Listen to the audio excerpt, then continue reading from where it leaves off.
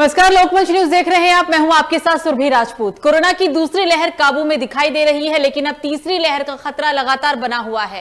अटकलें लगने की लगी है कि तीसरी लहर में स्थिति कैसी रहेगी, तब कितने मामले सामने आ सकते हैं। अब इस कयासबाजी के बीच आईआईटी कानपुर के प्रोफेसर मणिंद्र अग्रवाल ने बड़ी बात कह डाली। उनकी नजरों में अगर कोरोना का अब कोई नया वेरिएंट अभी तक सामने नहीं आया तो शायद तीसरी लहर भी देश में नहीं आनी चाहिए। हालांकि आपको बता दें कि भारत में कोरोना वायरस का संक्रमण लगातार तेजी से बढ़ता गया और इस बीच अब कोविड-19 की तीसरी लहर की दस्तक महाराष्ट्र के नागपुर में भी दिखाई देने लगी। इस बात की जानकारी खुद महाराष्ट्र सरकार के कैबिनेट मंत्री नितिन राउत ने दी है और संकेत दिए हैं कि स्थानीय प्रशासन जल्द ही संक्रमण की रफ्तार को रोकने के लिए पाबंदियों का ऐलान कर सकता है। यानी एक बार फिर से पूरी उम्मीद है कि शायद बहुत जल्द महाराष्ट्र में एक बार फिर से लॉकडाउन लग जाए। दरअसल हालांकि इन सब प्रयासों के बीच कैबिनेट मंत्री नितिन राउत ने यह भी कहा है कि अधिकारियों के साथ एक समीक्षा बैठक की थी उन्होंने, जिसमें राजस्व, पुलिस और स्वास्थ्य समेत कई सरकारी विभागों के वरिष्ठ प्रशासनिक अधिकारी मौजूद थे। बैठक के बाद नितिन राउत ने कहा कि नागपुर में कोरोना वायरस की तीसरी लहर अपने पैर जमा चुकी है, क्योंकि 2 दिनों में दोहरे आंकड़े में संक्रमण के मामले देखे गए हैं। 2 दिन के अंदर मामले तेजी से बढ़े हैं, 2 गुने मामले सामने आए और इस बात की जानकारी खुद महाराष्ट्र के कैबिनेट मंत्री ने दी।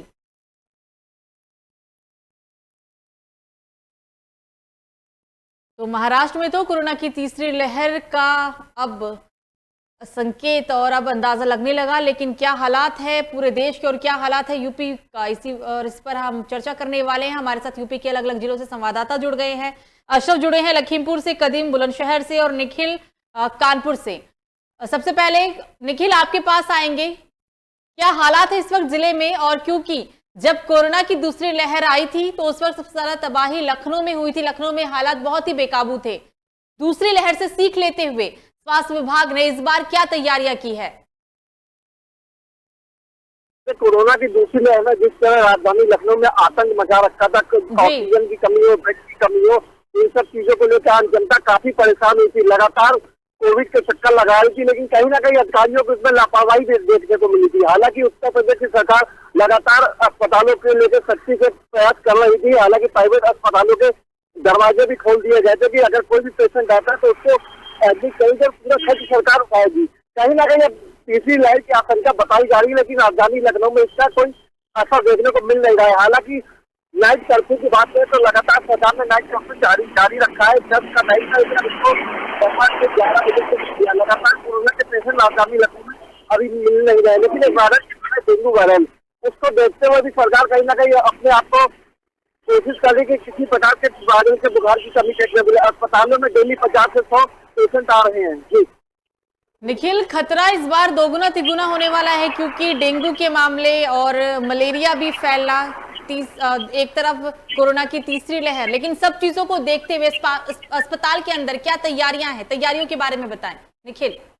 जिस तैयारी की बात करें, ऑक्सीजन की कमी जैसे दूसरी लहर में देखने को मिली थी, उसके ऊपर अब सरकार ने कहीं हॉस्पिटल में ऑक्सीजन के प्लांट लगाए हैं। पीजीआई की बात करें या मेडिकल कॉलेज की बात करें या लोहिया अस्पताल की बात करें, कहीं ना कहीं प्लांट की बढ़ाए गए हैं और कहीं ना कहीं ऑक्सीजन प्लांट इसमें काफी लगाए गए हैं। मोहनलालगंज की बात करें तो वहाँ भी ऑक्सीजन प्लांट लगाए गए हैं कि किसी का इस प्रकार की अगर आपका ऑक्सीजन की बात करें तो फिर भी राजधानी लखनऊ के अस्पतालों में पर्याप्त मात्रा में बढ़ाए गए। बच्चों के आईसीयू के भी बेड की व्यवस्था की गई है कि किसी प्रकार की कमी ना हो। जी बिल्कुल निखिल, बने रहेगा, सीधा चलेंगे अब अशरफ के पास। अशरफ, लखीमपुर खीरी के अंदर भी कोरोना की दूसरी लहर में काफी लोगों की मौत हुई थी। संक्रमण की वजह से कई लोगों ने अपनी जान गंवाई, लेकिन इस बार दूसरी लहर से सीख लेते हुए स्वास्थ्य विभाग कितना अलर्ट है, क्या खास तैयारियां हैं, अस्पतालों का क्या हाल है, तमाम चीजों के बारे में अशरफ बताएं। जी सुरभि, बताना चाहूंगा लखीमपुर का अगर स्वास्थ्य विभाग का मामला कहा जाए तो पिछले कल ही में उद्घाटन हुआ था गैस प्लांट का। यहाँ पे गैस से काफी मौतें हुई थी ऑक्सीजन से, और कल प्लांट बन, लेकिन मामला जहाँ तक है कि अभी पिछले दिनों में जो 4-5 दिन पहले जिला चिकित्सालय में जो गंदा पानी भरा हुआ था, उसको लेकर खबर लोकमंच में प्रकाशित की गई थी। उसको देखते हुए जिलाधिकारी ने प्रेस कॉन्फ्रेंस रखी। प्रेस कॉन्फ्रेंस में ये बताया कि पंप के जरिए उसको पानी निकाला जाएगा, लेकिन ये कहाँ तक सही है, इसको जब जमीनी हकीकत देखी गई तो हाँ, पंप से पानी निकलता हुआ तो दिखाई दिया, लेकिन हकीकत कुछ और थी। जो गंदगी थी वो साफ यहाँ पर जाहिर हो रही थी। उसके बाद में आपको बताते चले, यहाँ से लगभग 5 किलोमीटर खीरी पड़ता है। खीरी टाउन में इस तरीके का पूरा रोड के साइड में अधिशासी अधिकारी न लगे। अगर देखा जाए कि अगर यहाँ पे स्वास्थ्य विभाग का भी लापरवाही है, तो उसके बाद में जो नगर पालिका या नगर निगम या नगर पंचायत जो होते हैं उनकी भी साफ लापरवाही सामने आ रही है। सुरभि, मतलब अशरफ, आपकी बातों से ये तो साफ हो गया कि शायद प्रशासन कहीं ना कहीं कोरोना को अनदेखा कर रहा है। प्रशासन की तरफ से तैयारियां तो छोड़िए, बदहाली ही अब देखने को मिल रही है। अशरफ बनी रहेगा, कदीम के पास सीधा चलेंगे। सूर्य बताना चाहूंगा, लखीमपुर का जो प्रशासन है वो तो चाहता है, लेकिन जो नीचे तबके के लोग हैं, जैसे सफाई कर्मी है, उस तरीके से वो लोग इनके दरकिनार करते हुए नजर आते हैं। जैसे कल जिलाधिकारी महोदय से बात हुई तो उन्होंने ये बताया कि हम हर तरीके से संभव प्रयास कर रहे हैं। लगभग 597 गाँव में छिड़काव हो चुका है, लेकिन छिड़काव हुआ है, छिड़काव रोडों पर करवा दिया जाता है, गलियों नालियों में नहीं करवाया जा रहा है। रोडों पर चूना डाल दिया जाता है, जबकि उसको चाहिए जहाँ पे गंदगी है उस तरीके से वहाँ पर सफाई की जाए, उस तरीके से वहाँ पर डाला जाए। हालांकि काम प्रशासन तो कर रही है, लेकिन जो नीचे के लोग हैं वो प्रशासन, जबकि कल बात हुई जो जिलाधिकारी से, उन्होंने बताया हम आके निरीक्षण करेंगे, तो उनसे ये भी कहा गया निरीक्षण हो, लेकिन बिना बताए अगर आप आए तो शायद ही आपको उसको देख सकें गंदगी को, तो वरना अगर आप बता के आएंगे तो उसको लीपा पोती हो जाएगी, उसको उस तरीके से चूना डाल दिया जाएगा और आप बता के छुपाने में पूरा कोशिश करेगा जो नगर पंचायत या नगर पालिका होती है।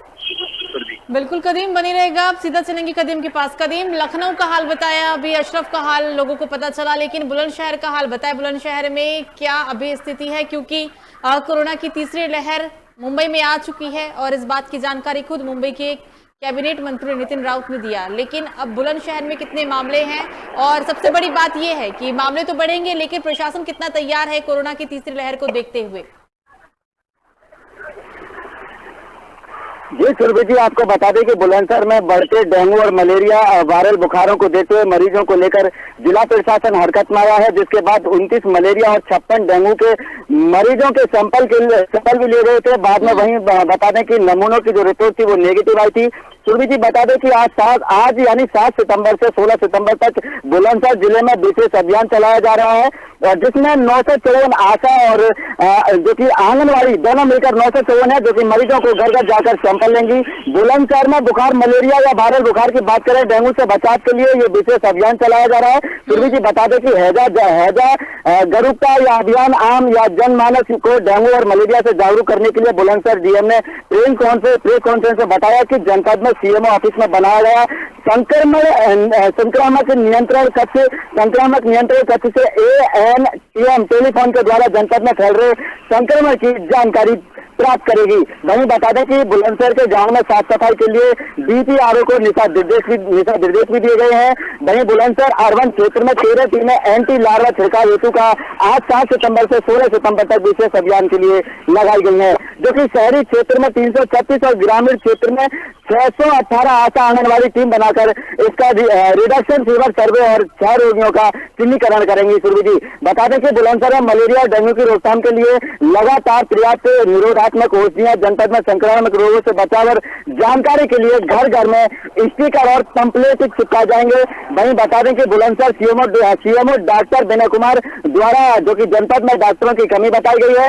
सुरभि जी सबसे बड़ा सवाल है कि बुलंदशहर जनपद में जबकि एक तरफ को जो कि वायरल बुखार तेजी से बढ़ता जा रहा है, तो वहीं बुलंदशहर जनपद में सीएमओ जो कि जिला चिकित्सा अधिकारी हैं, उन्होंने द्वारा जनपद में डॉक्टरों की भारी संख्या में कमी बताई गई है। सीएमओ द्वारा बताया गया है कि जनपद के सरकारी हॉस्पिटल्स में डॉक्टर की इतनी कमी है कि हड्डी वाले डॉक्टर से मजबूरन बुखार वाले मरीज का उपचार कराना पड़ रहा है। जनपद के अस्पतालों में MBBS डॉक्टर के 258 पद हैं, लेकिन मौजूदा समय में महज 141 पदों पर डॉक्टर तैनात है। यह अपने आप में सुरभि जी एक बहुत बड़ा सवाल है, जो कि पद बताए जा रहे हैं 258 और तैनाती है 141 की। वहीं 141 MBBS डॉक्टर में से भी 10 से 12 डॉक्टर डिप्लोमा कोर्स के लिए बाहर रहते हैं, जो कि सीएमओ के मुताबिक हर माह शासन के पास डॉक्टरों की कमी की रिपोर्ट भी भेजी जाती है।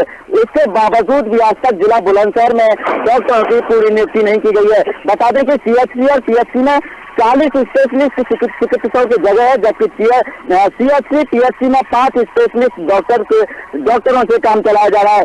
सुरभि जी बता दें कि जिला अस्पताल और जिला महिला अस्पताल में 28 पदों की तुलना में महज 13 स्पेशलिस्ट डॉक्टर काम कर रहे हैं, जबकि सीएमओ के मुताबिक जनपद बुलंदशहर में डॉक्टरों की बड़ी कमी चल रही है, जिसमें कि बुलंदशहर जिले में भी अब वायरल बुखार का जो प्रकोप है वो तेजी से बढ़ता जा रहा है। तो देखना ये होगा अपने आप में, जहां जो कि डॉक्टरों को अब इस टाइम पूरा होना चाहिए, अपनी जगह सतर्क रहना चाहिए, तो वहीं जिला स्वास्थ्य अधिकारी डॉक्टर विनय कुमार सीएमओ के द्वारा बताया गया है कि बुलंदशहर जिले में डॉक्टरों की एक भारी कमी चल रही है। हालांकि अगर ऐसी स्थिति में बुलंदशहर में जो वायरल बुखार देखा जाए तो प्रदेश के सभी जिलों में जो कि लगातार फैल रहा है। अगर बुलंदशहर में इस तरह की स्थिति बनी, हालांकि अभी 2 दिन पहले भी इस तरह की तस्वीरें सामने आई थी कि जो एक भीड़ भाड़ दिखाई दे रही थी जिला अस्पताल में बुलंदशहर के में, और सभी महिलाएं और उसके पेरेंट्स माता पिता अपने बच्चों को लेकर जिला अस्पताल में पहुंचे थे और उनसे सवाल किया जाता, हमारी टीम भी पहुंची थी लोकमंच की, और वहां उनसे सवाल किया जाता कि आप अपने बच्चों को इस तरह से लेकर आए तो किस तरह की व्यवस्था है, डॉक्टर किस तरह की सुविधा मुहैया करा रहे हैं। तो परिजनों का कहना सीधा यह था कि सिर्फ खाना पूर्ति कर जा रही है, लिपापूर्ति कर जा रही है, और ज्यादा संख्या में लगातार बच्चे वहां पहुंचे थे, तो कुछ ही संख्या में जो बच्चे हैं उनको देखा जा रहा है, बाकी उनको औरों को टाल दिया जा रहा है। तो ये बहुत बड़ी जो लापरवाही है वो सामने देखने को मिल रही है। सुरभि जी, अगर ऐसा ही सामने देखा रहा, ऐसी स्थिति बनी रही तो बुलंदशहर जिले में आने वाले समय में बच्चों में एक महामारी फैलेगी और जो स्वास्थ्य विभाग है उस पर कंट्रोल करना एक बहुत भारी पड़ेगा। वहीं देखा ये भी जा रहा है कि स्वास्थ्य विभाग के वायरल बुखार को लेकर एक नींद उड़ी हुई है और लगातार, हालांकि ये दावे भी कर रहा है जिला प्रशासन, स्वास्थ्य विभाग प्रशासन ये दावे भी कर रहा है कि तीसरी लहर को देखकर बच्चों पर जो ये भारी प्रभाव पड़ेगा उसको देखते हुए स्वास्थ्य विभाग की पूरी तैयारी है। लेकिन कहीं ना कहीं स्वास्थ्य विभाग इस बात को भी कबूल रहा है कि बुलंदशहर जिले में डॉक्टरों की जो कमी है वो भारी संख्या में कमी है। सुरभि जी, मतलब कदीम बदहाली की व्यवस्था शायद ज्यादा ही है जिले में, लेकिन आप ये बताएं कि अस्पतालों का क्या हाल है, क्योंकि जब हमने पूरे देश में ही देखा कि कोरोना की दूसरी लहर में पूरे देश में सबसे ज्यादा ऑक्सीजन की कमी थी और ऑक्सीजन की कमी के चलते ही लाखों लोग मरे थे।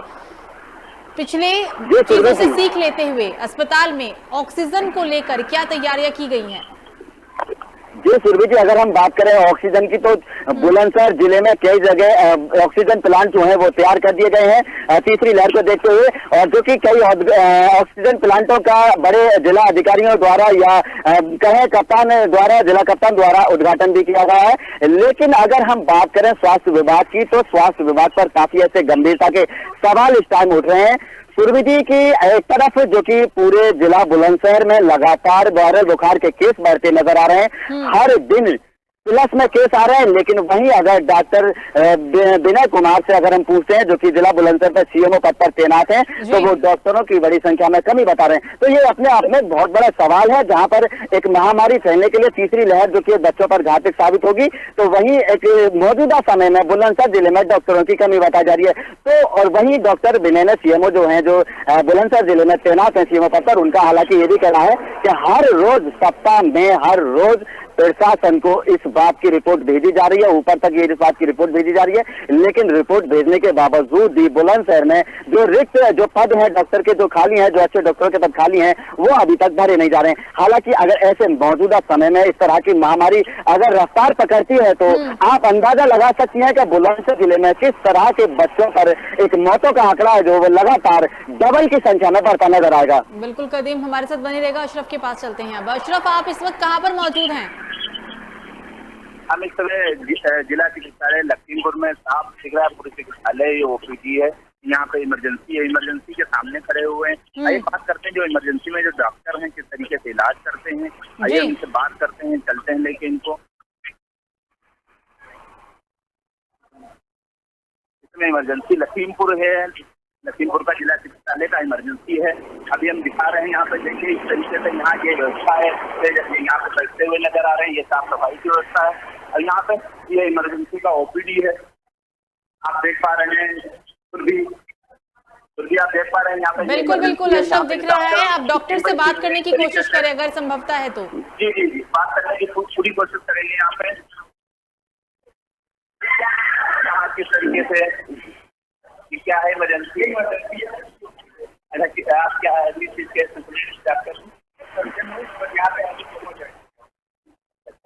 तो किस तरीके से यहाँ पे जो कोरोना का तीसरी लहर आने वाली है उसकी क्या तैयारियां हैं यहाँ पर? और प्रयास कर रहे हैं और मेडिकेशन उपलब्ध है अस्पताल में, पेशेंट सुविधा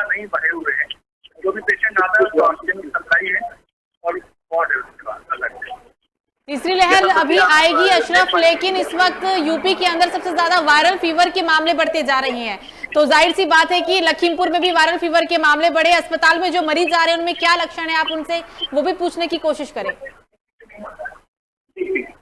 आप ये बताइए, यहाँ पे जो डेंगू के मरीज आ रहे हैं, वायरल फीवर जो आ रहा है, उसमें कौन से लक्षण पाए जा रहे हैं, किस तरीके से यहाँ पे ज्यादा कैसे बचाव हो सकता है? जो भी मरीज आ रहे हैं उसमें ज्वाइंट पेन पाया जा रहा है, वॉमिटिंग की स्थिति है, ज्वाइंट पेन, फीवर, कुछ प्रॉब्लम, कुछ जो उसी बीमारी में उनमें पेट बुखार आता है, बाकी सब बहुत लोग एक कमी बताते हैं। डॉक्टर इसके बचाव के लिए क्या क्या वो है, क्या क्या हम करें इससे बचाव हो सके? इनको बुखार हुआ है आपको पानी ज्यादा पीना है, दवाइयाँ लेनी है टाइम से और आराम करना है। अगर आपके प्लेटलेट या ब्लड कम हो रहा है तो उसको चढ़वाना है और प्राइमरी जो भी आपके पास नजदीक में अस्पताल है वहाँ जाके दिखाना है। तो भी देख पानी जिस तरीके से डॉक्टर का कहना है कि यहाँ पे इलाज तो होगा ही, और जो आता है उसका इलाज भी करते हैं। उसके बाद में जो प्रथम वरिष्ठा है, जो पानी जो जमा हुआ है, साफ पानी जो ग्लास में जो डेंगू के मच्छर होते हैं वो पनपते हैं, अवकाश लेते हैं, तो उससे जो है थोड़ा स्वच्छता का भी ख्याल रखा जाए। इस तरीके से यहाँ पे जो डॉक्टर इमरजेंसी में मौजूद है वो बता रहे थे। फिर भी बिल्कुल अशरफ बनी रहेगा, सीधा चलेंगे अब निखिल के पास। निखिल, कोरोना महामारी का भी तीसरा जो खतरा है वो बरकरार है, लेकिन इस सबसे बड़ी बात यहाँ पर यह है कि वायरल फीवर ने पूरे यूपी के अंदर तबाही मचा रखी है। अब लखनऊ का हाल बताएं, लखनऊ में कितने सक्रिय मामले हैं और अस्पतालों में इस वायरल फीवर से निपटने के लिए क्या खास इंतजाम किए गए? लखनऊ में वायरल बुखार के पेशेंट लगातार, बच्चों की बात करें या बड़ों की बात करें, तो अस्पतालों में कहीं ना कहीं डेंगू का बताया जा रहा है, लेकिन डॉक्टरों का भी कहना है कि मौसम भी बदल रहा है तो उसके कारण हो सकता हो कि बुखार आ रहा हो। लेकिन सरकार डॉक्टर की बात करें तो कहीं ना कहीं उस पर जांच भी कर रहे हैं और जांच के बाद देख रहे हैं कहीं तीसरी का संख्या तो नहीं है, लेकिन बुखार नॉर्मल है, सांसी बुखार जुकाम आ रहा है, उसमें किसी प्रकार की कोई दिक्कत का देखने को नहीं मिल रही है, नॉर्मल बुखार बताया जा रहा है। अस्पतालों में डेली टेम्परेचर 50 से 100 पेशेंट हर अस्पताल में डेली आ रहे हैं बुखार के मामले। बिल्कुल निखिल, इस वक्त सबसे ज्यादा अगर किसी के लिए परेशानी की बात सामने आ रही है तो वो है डॉक्टर्स, क्योंकि दूसरी लहर में आपने देखा कि कितने डॉक्टर्स कोरोना की वजह से अपनी जान गंवाए और क्या हालात थे देश में। डॉक्टर्स बहुत ज्यादा चिंतित हैं, एक तरफ महामारी, एक तरफ डेंगू, तमाम तरह की चीजें। डॉक्टर्स का क्या कहना है इन सब चीजों को देखते हुए? जी, डॉक्टर की बात तो डॉक्टरों से जब हमने इस बुखार को लेकर बात करी थी लोकमंच की टीम में, तो वो डॉक्टरों ने कहा कि मामूली बुखार है, इसमें किसी को घबराने की जरूरत नहीं है, आसपास मच्छर या गंदगी की व्यवस्था को साफ करके रखे। हालांकि अगर कहीं मच्छर दिखते तो उसको हटाने का प्रयास की व्यवस्था करें और ऐसी कोई घबराने की बात नहीं। तीसरी लहर से उत्तर प्रदेश बिल्कुल अभी बचा हुआ है, किसी प्रकार के कोरोना से उत्तर प्रदेश को भी कोई खतरा नहीं है। और जिलों में जिस तरह कोरोना के मामले बढ़ रहे हैं उसको देखते हुए उत्तर प्रदेश सरकार ने लॉकडाउन कर्फ्यू चालू कर दिया है, जो रात्रि 11 पहले 10 बजे से होता था, लेकिन अब कहीं ना कहीं उत्तर प्रदेश बिल्कुल सेफ है। उसको देखते हुए घंटे और रिलीफ दे दिया आम जनता के लिए। सिर्फ 11 बजे से सीधे 6 बजे तक कर्फ्यू लगेगा। जो 27 पर बंदी होती थी संडे की, वो भी 27 बंदी बंद कर दी गई है। बिल्कुल निखिल, बने रहेगा, सीधा चलेंगे कदीम के पास। कदीम, तीसरी लहर को यहाँ पे बातचीत हो रही है, पूरा देश इस वक्त लॉक हो चुका है, तमाम जो गतिविधियां प्रतिबंधित थी सब कुछ हट गया, लेकिन लोग कितने सतर्क हैं? क्योंकि सिर्फ प्रशासन की तैयारियों से शायद काम नहीं चलेगा, लोगों को भी सतर्क रहने की जरूरत है, जागरूक रहने की जरूरत है। लोगों में कितनी सतर्कता अभी भी देखने को मिल रही है? जी सुरभि जी, हम बात करें तीसरी लहर की, जैसा अभी आपने कहा था कि तीसरी लहर आने वाली है, जैसा स्वास्थ्य विभाग बता रहे हैं, तो पूरे प्रदेश जो है, पूरा प्रदेश क्या पूरा देश की हम बात करें तो पूरा देश ही अनलॉक है इस टाइम। और सभी जो सरकारी संस्थाएं थी, प्राइवेट संस्थाएं थी, सभी संस्थाएं भी खुल चुकी हैं। अगर जिस तरह से एक तेजी से मैसेज मिल रहा है वायरल बुखार का या तीसरी लहर का, एक तरफ एक जो तीसरी जो लहर है उसकी जो एक मैसेज वायरल हो रहा है कि तीसरी लहर आने वाली है और बच्चों पर ज्यादा प्रभावित होगी, तो वहीं हम बात करें प्रदेश की जनता की, तो प्रदेश की जनता इस बात को भूल गई है कि जिस तरह से दूसरी लहर में जनता का एक आलम हुआ था, ऑक्सीजन की कमी पड़ी थी, उससे भी कई गुना ज्यादा घातक ये तीसरी लहर होगी। अगर तीसरी लहर आई तो ये कहीं ना कहीं देखा यह जा सकता है कि ये दूसरी लहर से भी ज्यादा घातक साबित होगी, जैसा डॉक्टरों के द्वारा बताया गया है। तो इसको देखते हुए मैं जिले बाई जिले की बात नहीं बल्कि पूरे प्रदेश की बात करूंगा कि आला अधिकारियों सहित स्वास्थ्य विभाग के अधिकारियों सहित पुलिस प्रशासन सहित सभी जिले के बड़े बड़े अधिकारियों सहित इस बात से बेखबर हैं कि तीसरी लहर सर पर है। और वहीं कोरोना की जो तीसरी लहर है उसको देखते हुए मास्क एक जरूरी है, मास्क का प्रयोग करें, दूरी का प्रयोग करें। ऐसा कहीं भी प्रदेश के अंदर नहीं देखा जा रहा है, चाहे वो साप्ताहिक बाजार हो। लोगों के बारे में बताएं। बिल्कुल लोगों की अगर हम बात करें तो एक जो सप्ताह में जो कि बुद्ध बाजार के नाम पर बाजार लगाए जाते हैं, शनि बाजार के नाम पर शनि बाजार लगाए जाते हैं, संडे बाजार लगाए जाते हैं, मार्केट में बड़ी बड़े जो मॉल हैं कहीं भी आप देख सकती हैं लगातार डरावनी तस्वीरें सामने आ रही हैं, जो कि बिल्कुल भी जनता सतर्क नहीं है, बेखबर तरह से जनता लगातार भीड़ उमड़ी जा रही है। अगर आप बात करें सब्जी मंडियों की तो सुबह के शाम के टाइम कहीं भी आप पूरे प्रदेश के अंदर सब्जी मंडियों में देख लें, हॉस्पिटलों में देख लें या कहीं भी देख लें, यहाँ तक कि अगर बात करें उत्तर प्रदेश के सभी थानों की, थानों में भी अगर किसी केस में पब्लिक जा रही है तो बगैर मास्क के जा रही है और वहां पर पब्लिक एक जगह इकट्ठी होती है। तो किसी भी विभाग को, किसी भी चीज को देख लो, पब्लिक को देख लो, आम जनता को देख लो या सब्जी मंडियों में देख लो, पब्लिक जो है वो बेखबर है, कहीं भी जागरूकता नजर नहीं आ रही है, जिससे कहीं ना कहीं ये संदेश मिलता है कि अगर तीसरी लहर आती है तो बड़ों को देखते हुए, बड़ों पे तो कम, जैसा बताया गया कि कम प्रभावित होगी, बच्चों पर ज्यादा प्रभावित होगी, तो कहीं ना कहीं बड़ों को ना देखते हुए जैसे बड़े अगर इसका पालन नहीं कर रहे हैं तो छोटे बच्चे जो हैं उनको वो भी मास्क का प्रयोग नहीं कर रहे हैं। तो कहीं ना कहीं सुरभि तीसरी लहर जो आने वाली है अगर उसमें ऐसा हाल होता है, अगर तीसरी लहर आती है तो दूसरी लहर से भी एक घातक साबित होगी। जहां पर दूसरी लहर में एक ऑक्सीजन की एक बहुत लंबी बड़ी कमी मिली थी, बड़ी कमी रही थी, जो कि 700 रुपए का सिलेंडर ऑक्सीजन का वो 35,000 रुपए से 50,000 रुपए तक भी नहीं मिला था। तो बात करें जिस पर पैसे थे, पैसे वाले थे, कुछ लोगों ने जो पूंजी इकट्ठी कर रखी या जो कह देते हैं कि मालदार लोग थे, इन पर पैसे वाले लोग थे, उन्होंने 50,000 रुपए का सिलेंडर खरीद लिया था और अपने मरीज की जान बचा ली थी। ऐसे में अगर हम बात करें गरीब आदमियों की, जो गांव के मजदूर और गरीब लोग हैं, किसान लोग हैं, तो उन पर अगर इस तरह की फिर तीसरी लहर में स्थिति बनती है तो उन पर 700 रुपए भी मौजूदा समय में नहीं मौजूद होते हैं कि वो 700 रुपए का सिलेंडर भी लेना। हालांकि अगर इस तरह की स्थिति बनती है तो मेरा जहां तक मानना है, हालांकि सरकार बहुत बड़े दावे कर रही है कि हर जिले बाई जिले में ऑक्सीजन प्लांट लगाए गए हैं। मैं बात करूं बुलंदशहर की तो बुलंदशहर में भी ऑक्सीजन प्लांट लगाए गए हैं, लेकिन फिर भी अगर तीसरी लहर आती है तो फिर भी देखना यही होगा कि जो दूसरी लहर में देखा गया था उससे भी कहीं तीसरी लहर घातक साबित होगी और ऑक्सीजन की एक बहुत बड़ी कमी नजर आएगी और जिस पर बच्चों की जो मौतों का आंकड़ा होगा वो डबल टिबल होता दिन का दिन नजर आएगा। सुरभि जी बिल्कुल कदीम, आप तीनों ही हमारे साथ चर्चा में शामिल हुए, इसके लिए बहुत बहुत शुक्रिया। 3 रिपोर्ट हमारे साथ संवाददाता जुड़े थे यूपी के अलग अलग जिलों से। हमने जानने की कोशिश की कि क्या हालात है इस वक्त यूपी के अलग अलग जिलों में, क्योंकि कोरोना की दूसरी लहर काबू में तो आ गई है लेकिन अभी भी तीसरी लहर का खतरा बरकरार है। हालांकि अब अंदेशा लगाया जा रहा है, कयास लगाए जा रहे हैं कि मुंबई में कोरोना की तीसरी लहर आ चुकी है, क्योंकि मामले 2 गुना 2 दिन में बढ़े हैं। इसलिए सभी से यही निवेदन है कि कोरोना की तीसरी लहर को देखते हुए मास्क लगाना ना भूलें और अपना और अपनों का ख्याल जरूर रखें। फिलहाल अभी के लिए मुझे दीजिए इजाजत। लोकमंच न्यूज पर खबरों का सिलसिला जारी रहेगा। नमस्कार।